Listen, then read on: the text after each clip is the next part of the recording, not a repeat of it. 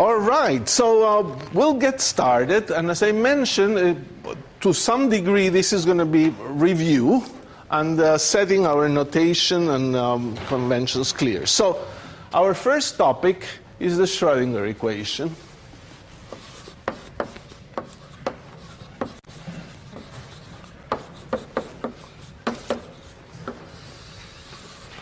So this Schrödinger equation is an equation that takes the following form.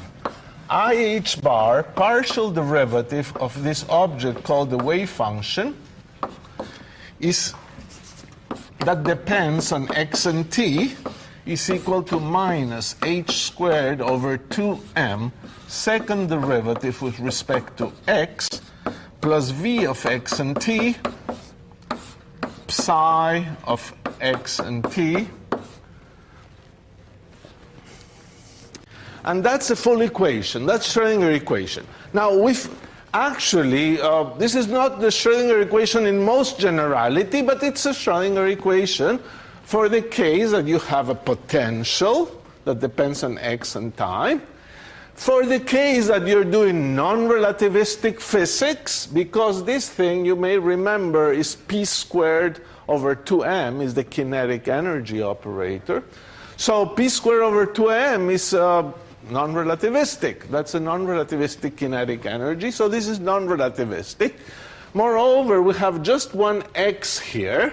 That means it's a particle in one dimension. So we've done a few things, but this is general enough to illustrate our ideas. And the most important thing that should be said at this point is that psi of x and t, which is the wave function,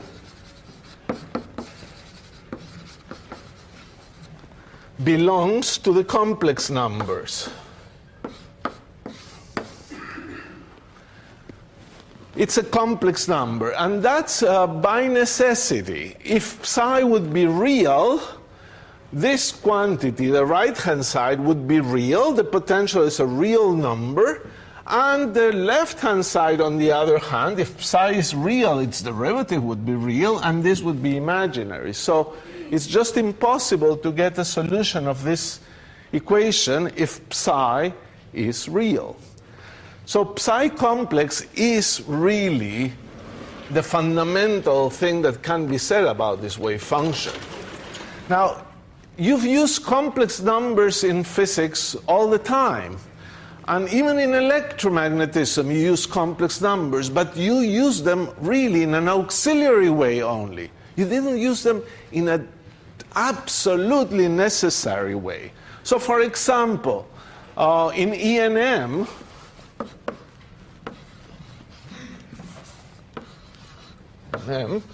you had an electric field, for example, for a circularly polarized wave. And you would write it as this. Let me put a z here. E0.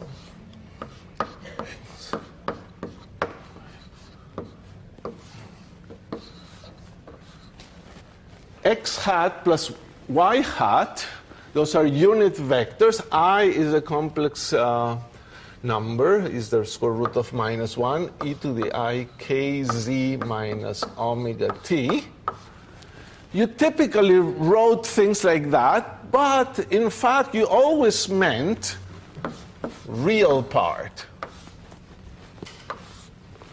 An electric field is a real quantity.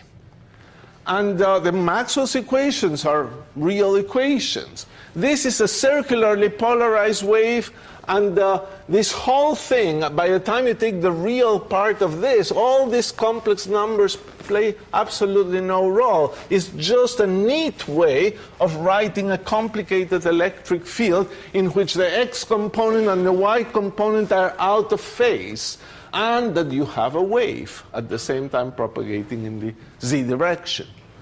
So this, in here, E is real,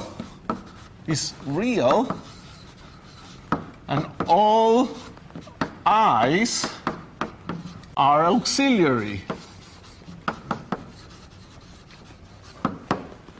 This is completely different from the case of the Schrödinger equation. This I there is fundamental. The psi is the dynamical variable, and it has to be complex. So we make a few remarks about this Schrödinger equation to get started. First remark is that this first order differential equation in time.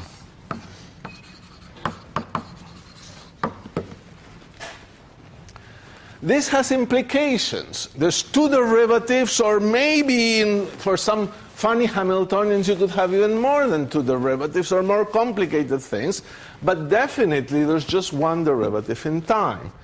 So what this means is that if you know the wave function all over space, you can calculate what it's going to be a little time later. Because if you know it all over space, you can calculate this right-hand side and know what is the time derivative. And with the time derivative, you can figure out what it's going to be later. A first-order differential equation in time is something that if you know the quantity at one time, the differential equation tells you what it's going to be later. So that's really sufficient psi of x, of all x's, at some time t naught determines psi at all times. Second property, fundamental property, the equation is linear.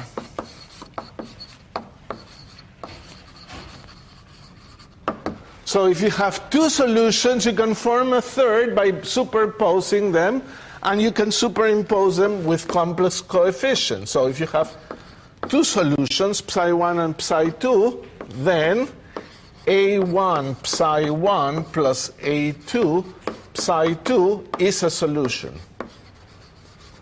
And here the A's belong to the complex numbers. So there, A1 and A2 are complex numbers. As far as complex numbers are concerned, the first thing you just need to know is definition of the length of a complex number. So if you have Z, a typical name people use for a complex number, having two components, A plus IB, where A and B are real, there's the definition of the complex conjugate, which is A minus IB.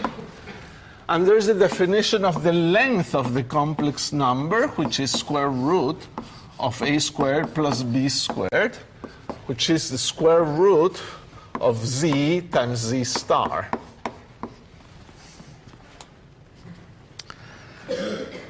So that's for you complex numbers. So the property that makes this into a physical theory and goes beyond math is what you know is the interpretation of the wave function as a probability.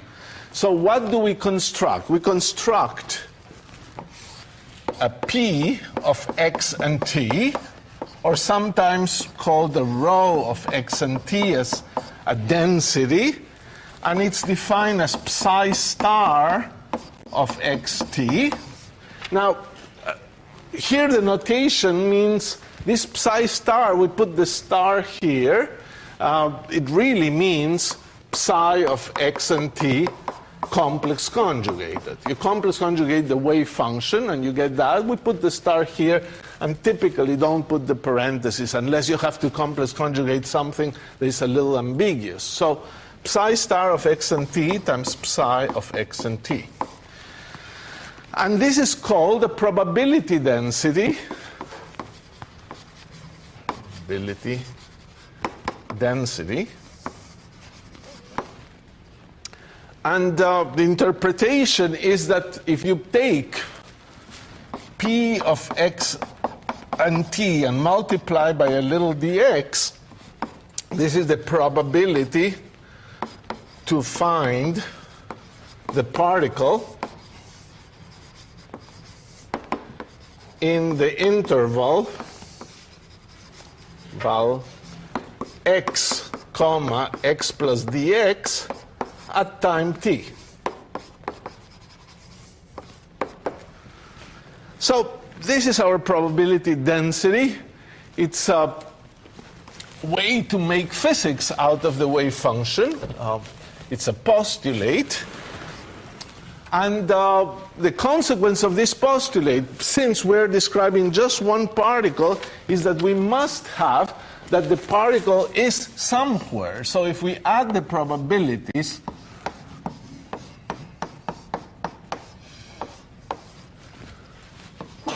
that the particle is somewhere all over space, this is the probability that the particle is in this little dx. We integrated, that must be equal to 1.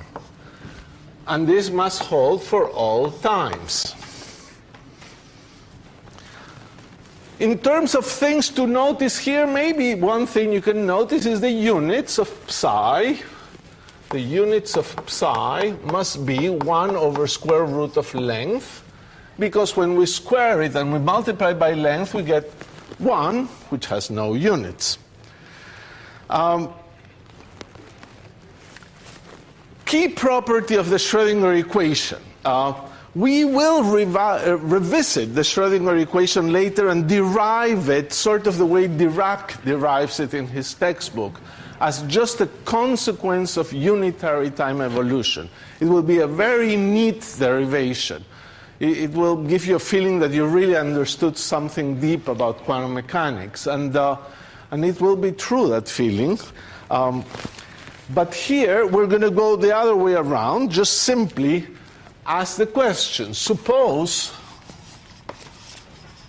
you have a wave function such that the integral of this quantity at some specific time is equal to 1. Will this integral be equal to 1 for all times, given that it is 1 at some given time? Now, you'll say, well, why do you ask that? I ask that because actually this could be a problem. We've said that if you know the wave function all over space at one time, it's determined everywhere. So any time later. Therefore, if I know the wave function at time equals 0 is good, time equal t0 is a good wave function, am I guaranteed that when I solve the Schrödinger equation, the wave function will be normalized well later? Yes, you are.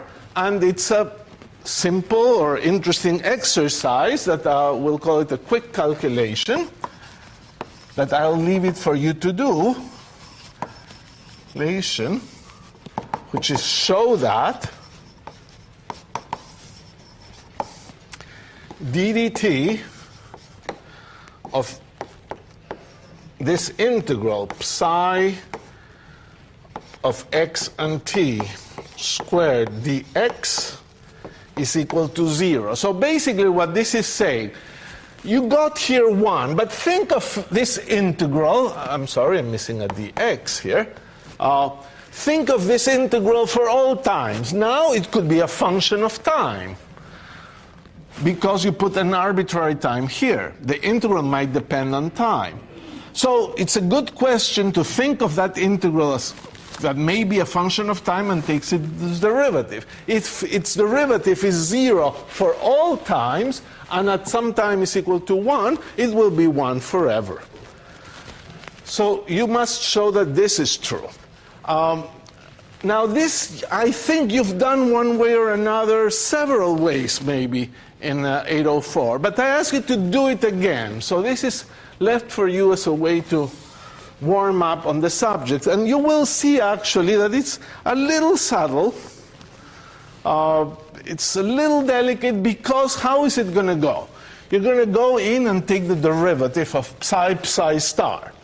You're going to take the derivative of psi and you're going to use the Schrödinger equation. You're going to take the derivative of psi star and you're going to use the complex conjugate of the Schrödinger equation. It's going to be a little messy, but then you're going to do integration by parts, and you're going to get 0, but only if you throw away the terms at infinity. And what gives you the right to throw them away? You will have to think. And the answer is that you will throw them away if the wave function goes to 0 at infinity, which must do it. The wave function must go to 0 at infinity, because if it didn't go to 0 at infinity, it went to a constant at infinity, it would pick up an unnormalizable thing here.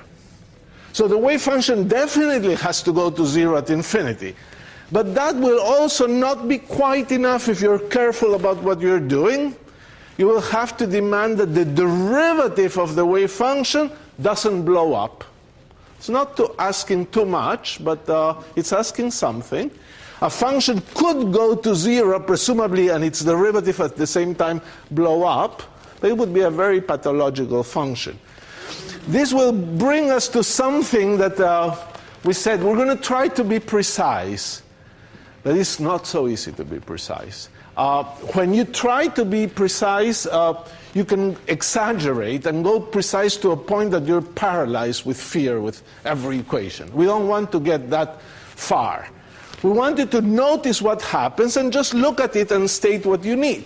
Why can't we be precise? Because at the end of the day, this equation is extraordinarily complicated and maybe crazy if the potential is crazy enough.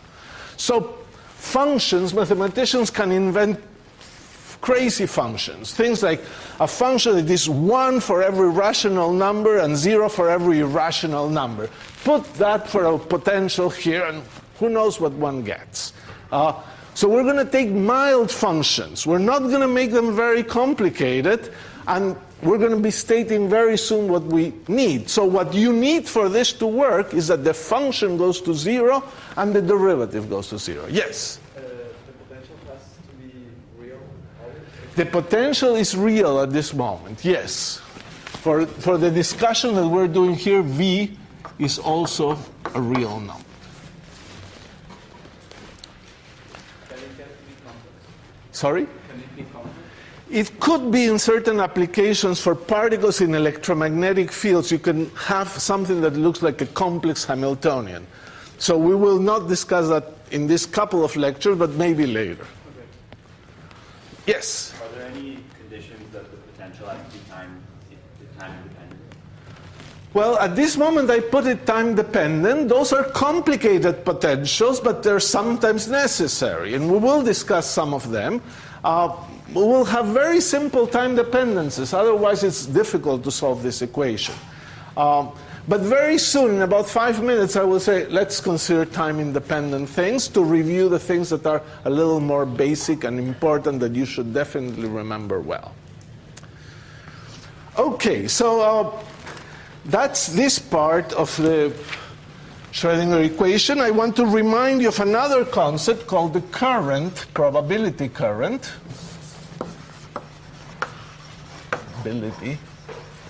Current.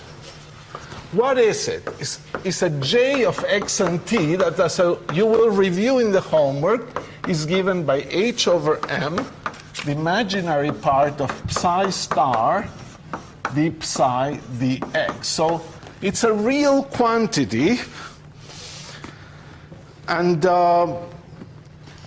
it's called a probability current, and it goes together with this probability density. Is probability density that we wrote over here. So it's the current associated to that density. Well, let's think a second what this means.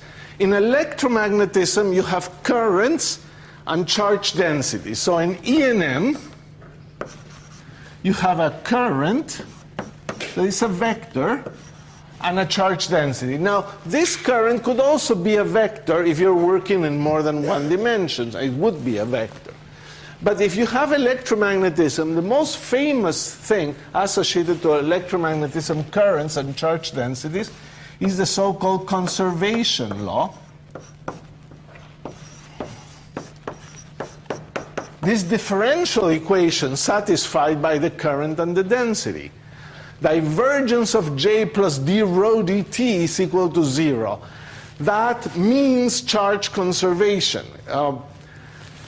You may or may not remember that. If you don't, it's a good time to review it in E&M and check on that, discuss it in recitation, think about it.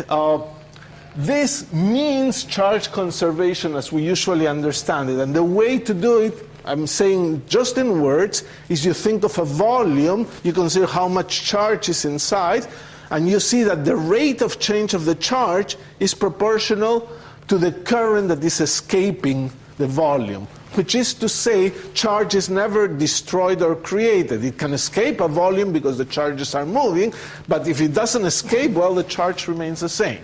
So this is charge conservation, and this is the same thing. So the divergence of J in this case reduces to dJ dx plus d rho dt equals 0.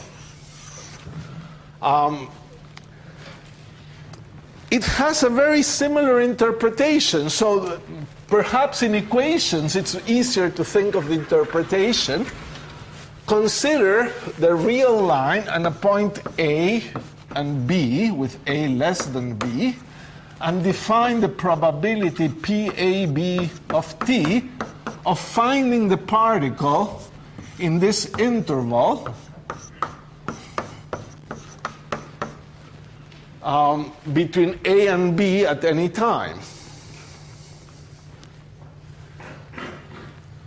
You should be able to show, and it's again another thing to review, this you can review, and this review as well. You will use this differential equation and things like that to show that dPAB dt, the rate at which the probability that you find the particle in this interval changes depends on what the current is doing here and what the current is doing here. So it's actually given by J of A and T minus J of B at time t. You can show.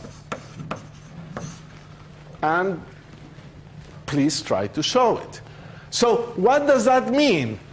You can have the particle here at any time, but if you want to know how the probability is changing, you must see how it's leaking from A or how it's leaking from B. Now J's are defined by convention positive to the right. So if there's a current, a bit of current at A, it increases the probability. This particle is sort of moving into the interval. And here at B, if there's a positive current, it decreases the probability. So finally, for wave functions, the last thing we say is that these wave functions you want them normalized, but we can work with them and they're physically equivalent if they differ just by a constant. So a psi1 and a psi2 are said to be equivalent if psi1 of x and t is equal to some complex constant times psi2 of x and t.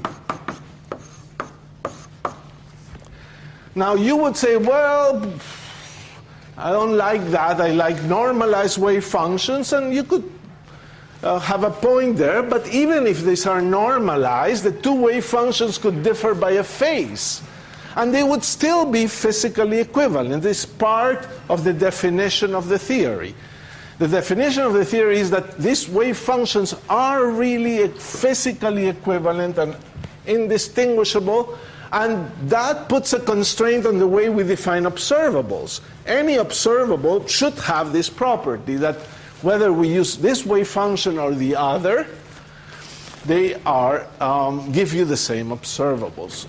So if your wave functions are normalized, this can be a complex constant of length 1. then one normalized implies the other is normalized. If they're not normalized, you can say, look, the only reason I'm not normalizing it because I don't gain all that much by normalizing it. In fact, I can do almost everything without normalizing the wave function, so why should I bother? And we'll explain that also as well very soon. So this is something that is part of the physical interpretation and we should keep it. So now we've reviewed the Schrödinger equation. Next thing we want to say is the most important solutions of the Schrödinger equations are those energy eigenstates, stationary states, and let's just go through that subject and explain what it was. So I'm going to start erasing here. And so we're going to look at stationary solutions. Now, I've used this wave function with a capital psi, solutions, for a purpose, because I want to distinguish it from another psi that we're going to encounter very soon. So, stationary solutions, and we'll take it from now, assume V is time independent. The case is sufficiently important that we may as well do it. So in this case, the Schrödinger equation is written as IH bar d psi dt, and we write it with something called an h hat acting on psi, and h hat at this point is nothing else than minus h squared over 2m second derivative with respect to x plus v of x. We say that h hat is an operator acting on the wave function psi on the right. Operator acting on that. What does that mean? Basically, when we say an operator acts on some space, we mean that it takes elements of that space and moves them around in the space. So you got a wave function which is a complex number that depends on x and t ultimately, and then you act with this thing which involves taking derivatives, multiplying by v of x, and you still got some complex function of x and t. So this is called the Hamiltonian operator, and it's written like that. This Hamiltonian operator is time independent.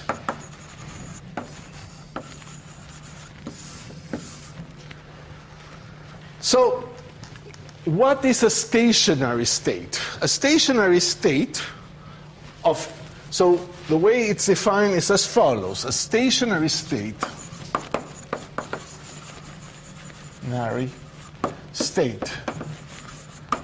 of energy E,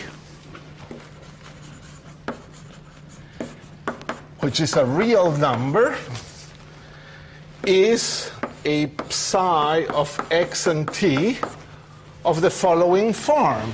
It's a simple form. It's a pure exponential in time times a function that just depends on x. So it's a pretty simple object. So what is it? We say that this is a stationary state, e to the minus I et over h bar psi of x.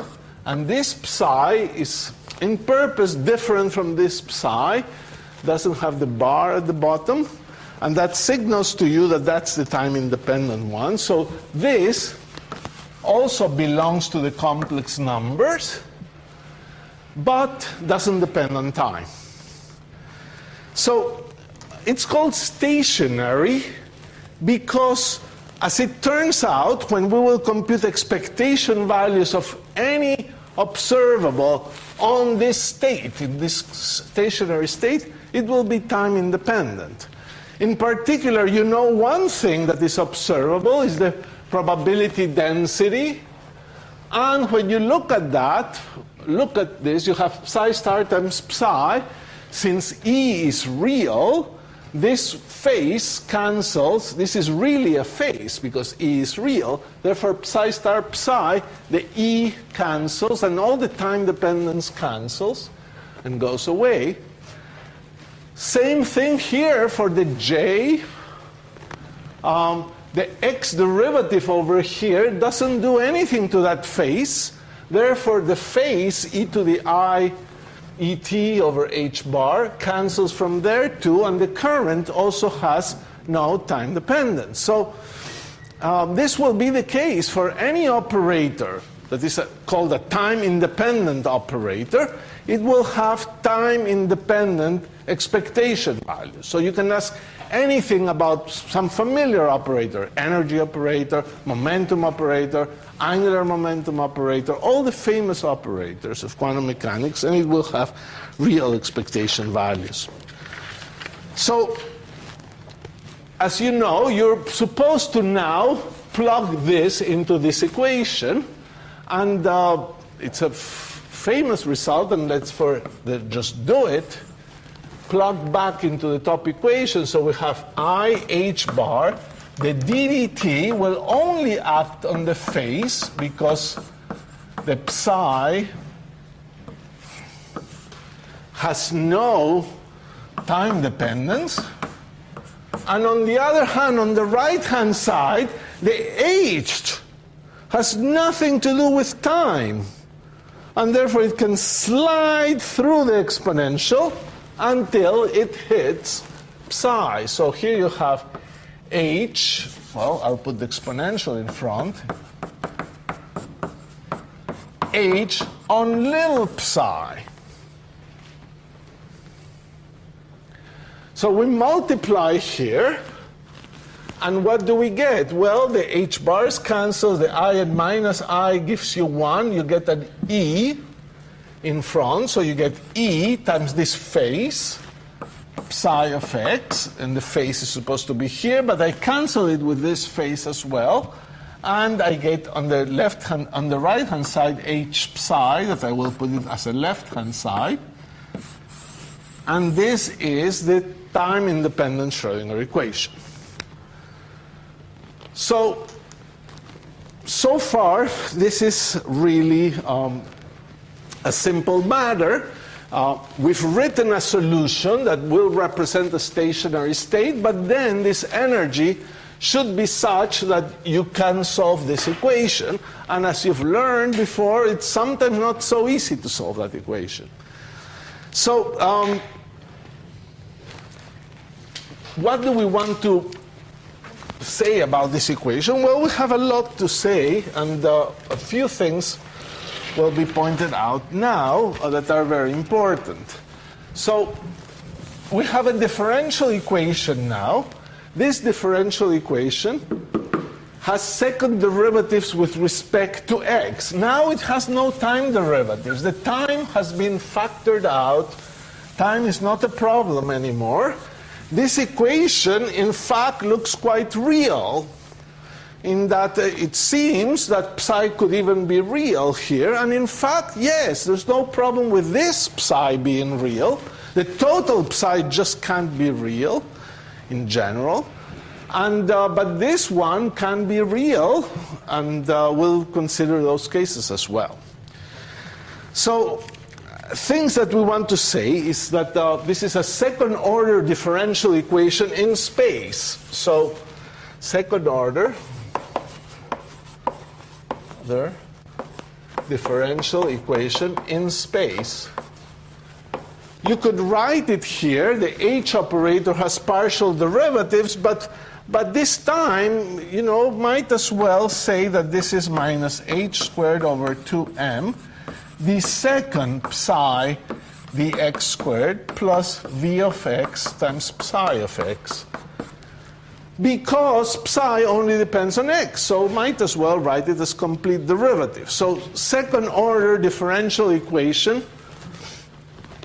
and therefore the strategy for these equations is a little alternate to the Schrödinger equation. We said in the Schrödinger equation, if we know the wave function everywhere, you know it later. Here, if you know it at one point, the wave function, and you know the derivative at that one point, you have it everywhere. Why is that? Because that's how you solve a differential equation. If you know the wave function and the derivative at the point, you go to the equation and say, I know the wave function, and I know the first derivative, then I know the second derivative. So a little later, I can know what the first derivative is, and if I know what the first derivative is a little later, I can then know what the wave function is a little later, and you just integrate it numerically. So you just need to know the wave function psi of x0 and psi prime at x0 suffice for a solution.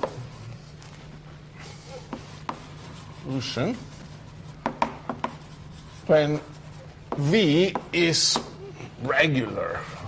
That is, if V is not too complicated or too strange, because you can always find exceptions. You have the square well potential, and you say, oh, I know the wave function is 0 here, and its derivative is 0. Does that determine the solution? No, because it's infinite. There's no space here, really, and you should work here. So basically, unless V is really pathological, psi and psi prime are enough to solve for everything. And that actually means something very important, that if psi is equal to 0, at x0 is equal to 0, and psi prime at x0 is equal to 0, then under these regular conditions, psi of all x is 0. Because you have a differential equation in which the initial value is 0, the psi prime is 0, and you go through the equation, you see that every solution has to be 0. It's the only possibility here. So what happens now is the following, that you have a physical understanding that your wave function, when it becomes 0, it may do it slowly, that it's becoming 0, but never quite being 0. But if it's 0, it does it with psi prime different from 0, so that the wave function is not 0 all over. So this is a pretty important fact that is useful many times when you try to understand the nature of solutions.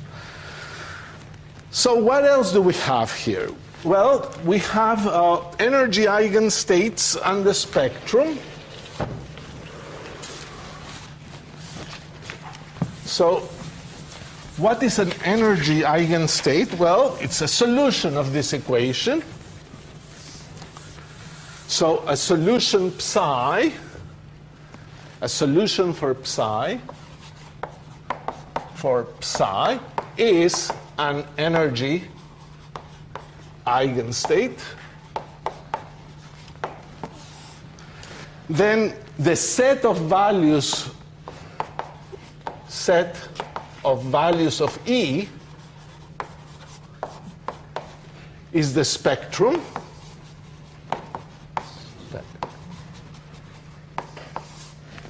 And if two values of E correspond, if there is a value of E that has more than one solution, we say the spectrum is degenerate. So a degenerate spectrum is more than one psi for a given E.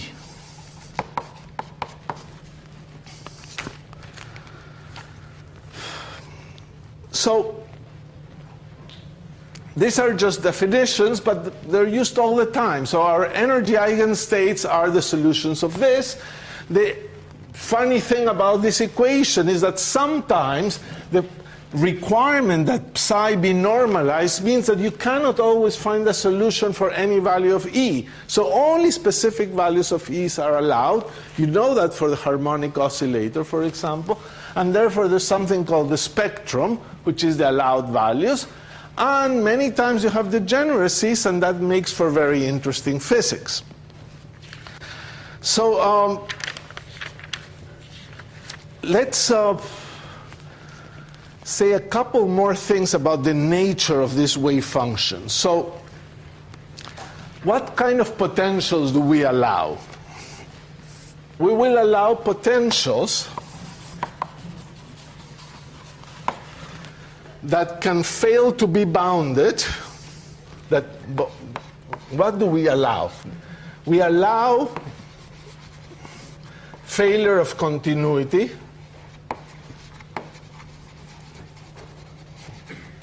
Certainly, we must allow that in our potentials that we consider, because you have even the finite square well. The potential is not continuous. You can allow as well failure to be bounded.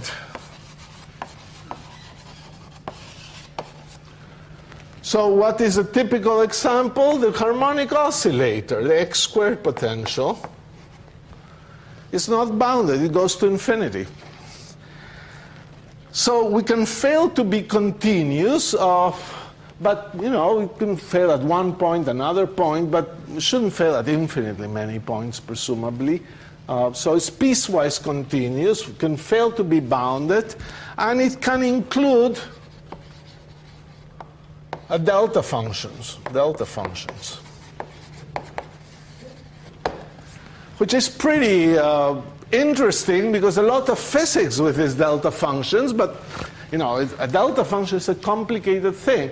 We'll include delta functions, but not derivatives of them,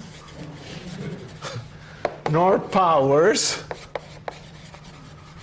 So we won't take anything more strange than delta functions, collections of delta functions. So this is really how delicate your potentials will be. They will not be more complicated than that, but for that we will assume, and it will be completely consistent to require the following for the wave function. So psi is continuous, psi of x is continuous and bounded, and its derivative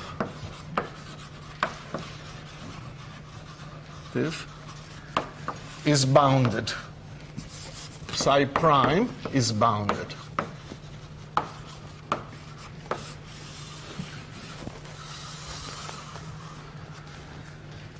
What about the behavior at infinity? Sorry? What kind of extra conditions do we have to impose of size behavior at infinity? Well, I will not impose any condition that is further than that, except the condition that it be normalizable. So, and even that we will be a little, how would I say, not too demanding on that, because there will be wave functions like momentum eigenstates that can't be normalized. So we'll leave it at that. I think probably this is what you should really box, because for a momentum eigenstate, e to the I px over h bar, this is a momentum eigenstate. This is continuous. It's bounded. The derivative is bounded. It's not normalizable, but it's so useful that we must include it in the list of things that we allow. So bound states and non-bound states are things that are not normalizable. So I don't put normalization. Now, if you put normalization, then the wave function will go to 0 at infinity.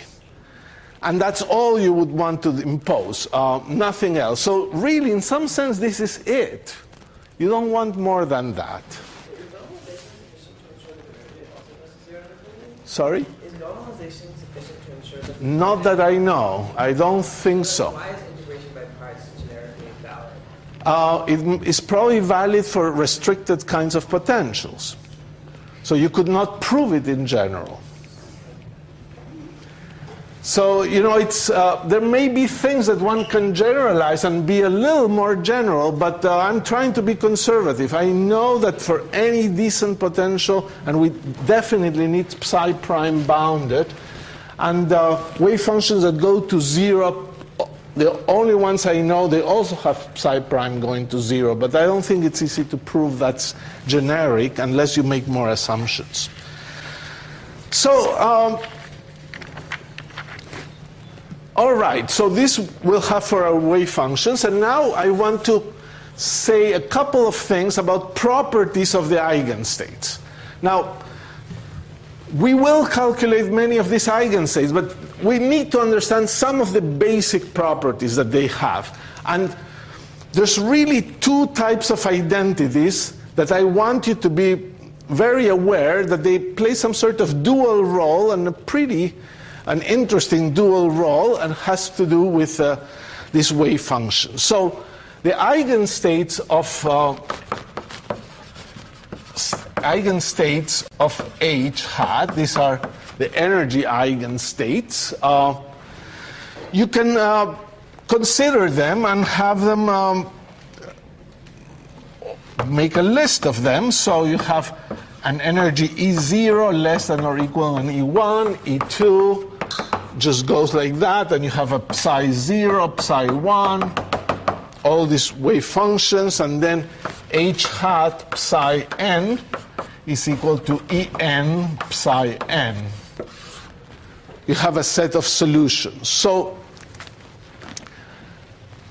this is what will happen if you have a good problem, a reasonable potential, and nothing terribly strange going on.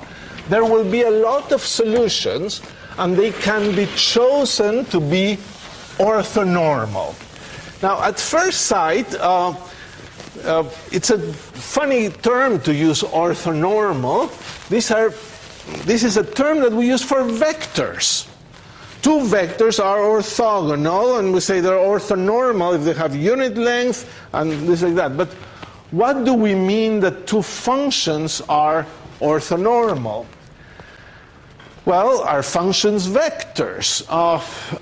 Well, that's a little dubious, but the way we will think in quantum mechanics is that in some sense functions are vectors in an infinite dimensional space.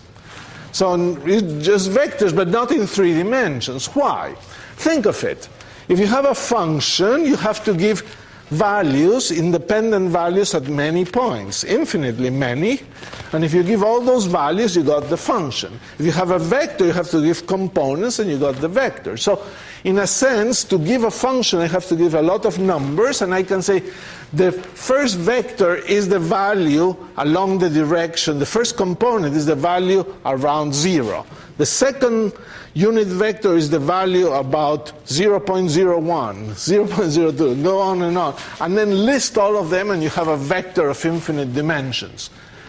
You'll say, totally useless. No, it's not totally useless. It's actually, if you visualize that, and we'll do it later more, you will be able to understand many formulas as natural extensions. So what does it mean that these two functions are orthonormal? Well, a dot product or an orthonormality is to say that the dot product is 0, and the way we dot product two functions, psi m and psi n of x, is we take their values at the same point, we star 1, and we integrate. And if this is equal to delta mn, we say the functions are orthonormal.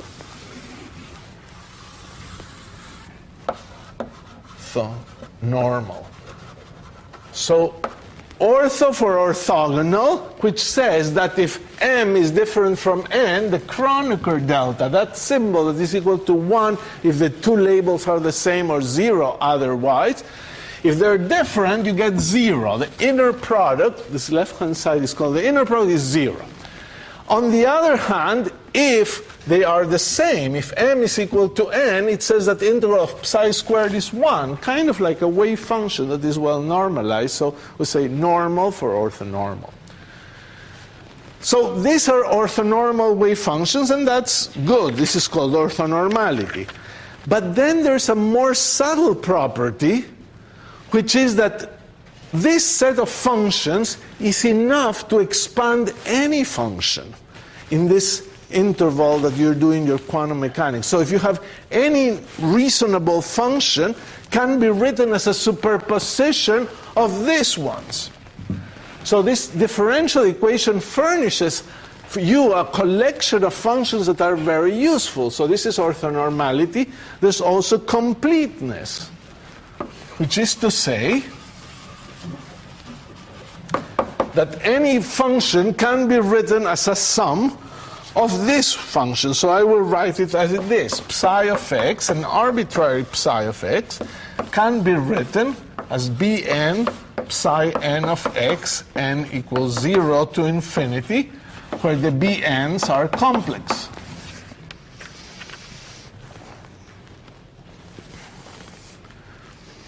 So this is an assumption, but it's a very solid assumption. When you study differential equations of this type, Sturm-Liouville problem, this is one thing that mathematicians prove for you, and it's not all that easy. But the collection of wave functions is good in this sense. It provides you a complete set of things that any function can be written in terms of that. I'm not saying this satisfies any particular equation. You see, these functions satisfy very peculiar equations, those equations, but this is an arbitrary function. And it can be written as a sum of this. Since these equations have different energies for different psi's, this psi here satisfies no obvious equation. But here is the problem that this is useful for. Suppose you're given a wave function that at a given time you know what it looks like. So here is your wave function, psi, and you know that psi at x and time equals 0 happens to be equal to this psi of x that we wrote above. So it's equal to Bn psi n of x.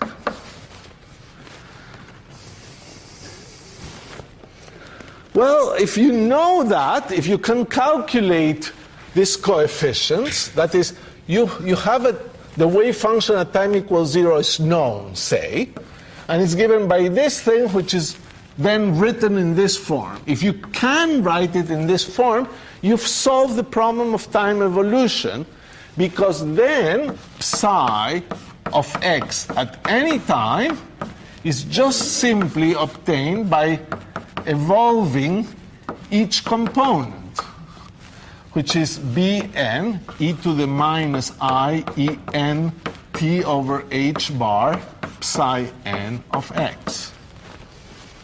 So this is the important result.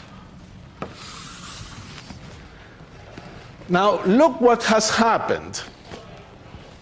We replaced each term, we added this exponential. Why? Because then each one of this is a solution of the full Schrödinger equation. And therefore a superposition with complex coefficients is still a solution of the Schrödinger equation. Therefore this thing, I've put by hand this, you would say it's ad hoc. No, it's not. We've put it by hand, yes, but we've produced a solution of the Schrödinger equation which has another virtue. When t is equal to 0, it becomes what you know the wave function is. So since this solves the Schrödinger equation, and at time equals 0 gives you the right answer, and you remember that the Schrödinger equation, if you know it at time equals 0, determines the wave function everywhere, this is the solution. It's not just a solution, it's the solution. So you've solved this equation, and it's a very nice thing. It all depends, of course, on having found the coefficients Bn. Because typically at time equals 0, you may know what the wave function is, but you may not know how to write it in terms of these coefficients Bn. So what do you do then?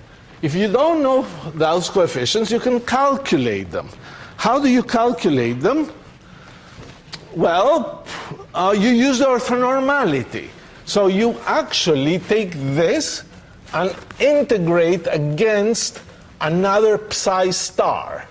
So you take a psi star sub m and integrate, multiply and integrate. And then the right-hand side will get a Kronecker delta that will pick out one term. So I'm just saying in words a two-line calculation that you should do if you don't see this as obvious, because it's a kind of calculation that you do a few times in life, then it becomes obvious and you never do it again. And it's minus infinity to infinity dx psi m star of x psi of x dx. So Bm is given by this quantity, or Bn is given by this quantity. You obtain it from here plus orthonormality.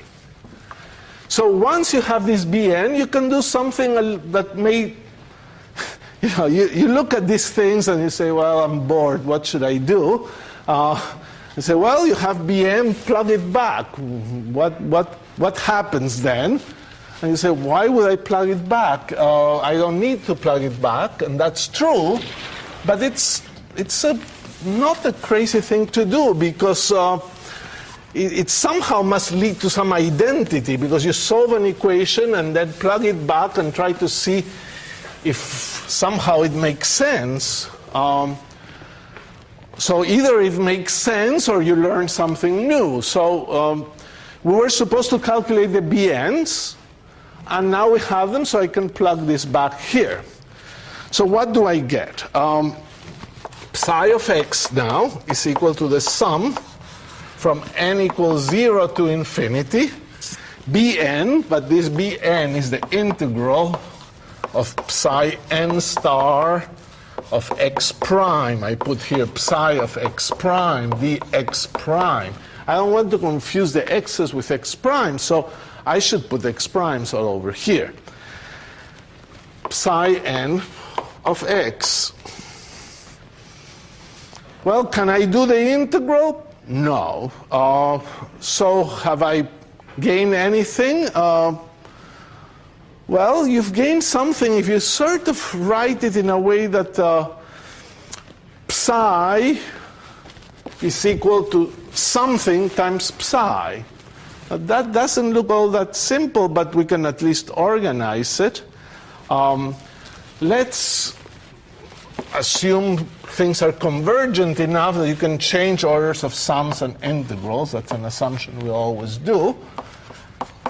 I'll write like this, the dx prime, and now I'll put the sum here, equals 0 to infinity of psi n star of x prime, and I'll put the other psi here as well, the psi n of x over here. I'll put a parenthesis, and finally the psi of x prime here. So now it's put in a nice way, and it's a nice way because it allows you to learn something new and interesting about this. And what is that? That this must be very peculiar function, such that integrated against psi gives you psi. And what could it be? This is of the form, if you wish, dx prime, some function of x and x prime, times psi of x prime. So this k is this thing.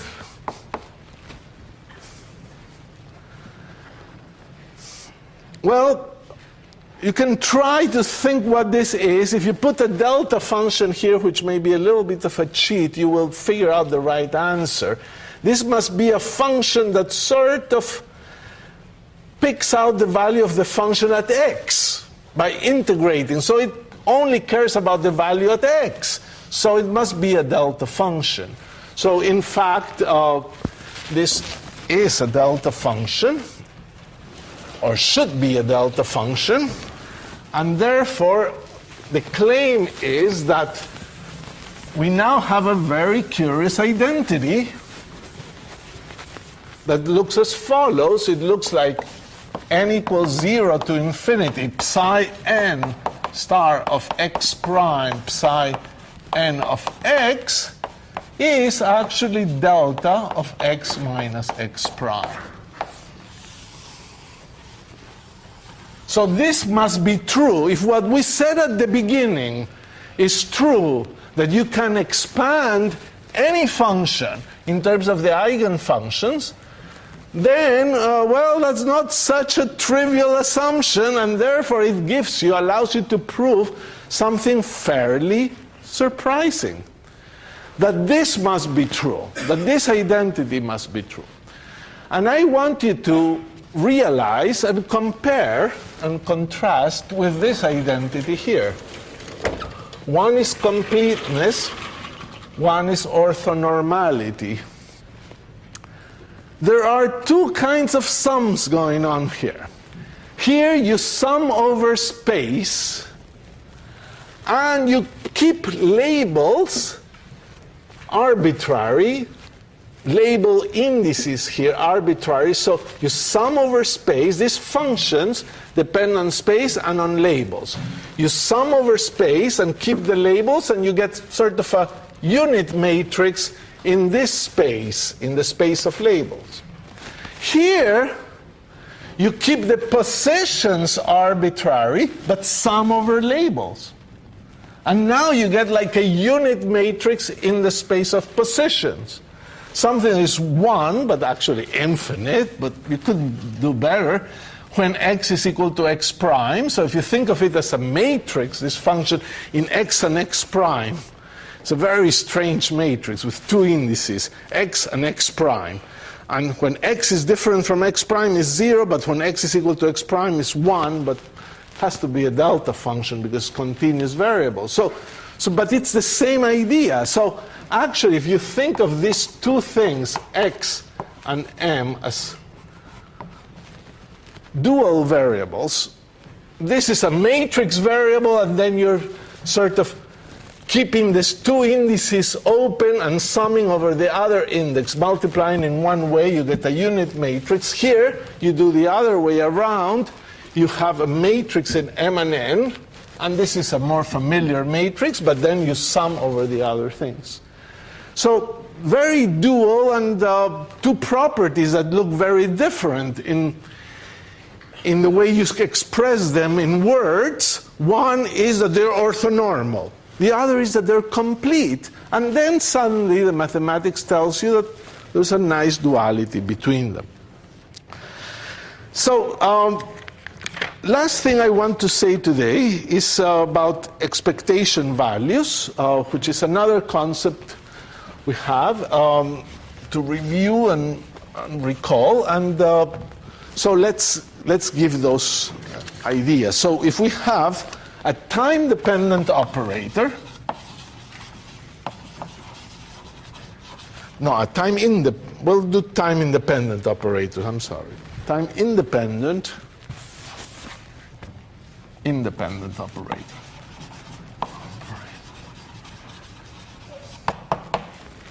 And this operator will be called a hat. No time dependence on the operator. So then we have the expectation value of this operator on a normalized state. So what does that mean? The expectation value of this operator on a state, on a wave function here. Now this wave function is time dependent, so this expectation value of this operator is expected to be a function of time. And how is it defined? It's defined by doing the following integral. Again, from minus infinity to infinity, dx psi star of x and t, and then the operator A acting on psi of x and t.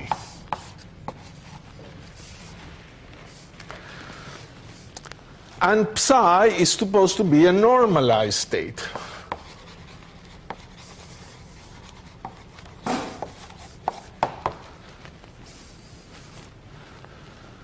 So notice the notation here. We put the psi here because the expectation value, whenever somebody asks you the expectation value of an operator, it has to be on a given state. So you put the state. Then you realize that this is a time-dependent wave function, typically, so it could depend on time. Now, we said about stationary states that if a state is stationary, there's a single time exponential here. There's just one term, e to the minus I e t over h bar. And if A, of course, is time-independent operator, it won't care about the exponential, and it will cancel this one, and there will not be a time dependence there. But if this state is not stationary, like most states are not stationary. So remember, it's very important, if you have a stationary state and you superimpose another stationary state, the result is not stationary.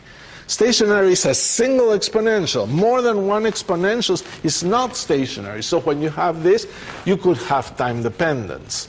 So that's why we wrote it. Whenever you have a state that is not stationary, there is time dependence. Now, you could do the following thing. So here is a simple but important calculation that should be done. And it's the expectation value of h. So what is the expectation value of the Hamiltonian at time t on this wave function psi that we've computed there? So we would have to do that whole integral, and in fact, I ask you that you do it. It's not too hard. In fact, I would say it's relatively simple. And you have h on psi of x and t. And then you must substitute this psi equal the sum of bn's psi n's.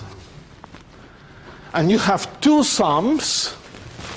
And the h acting on each psi n, you know what it is. And then the two sums, you can do the integral using orthonormality.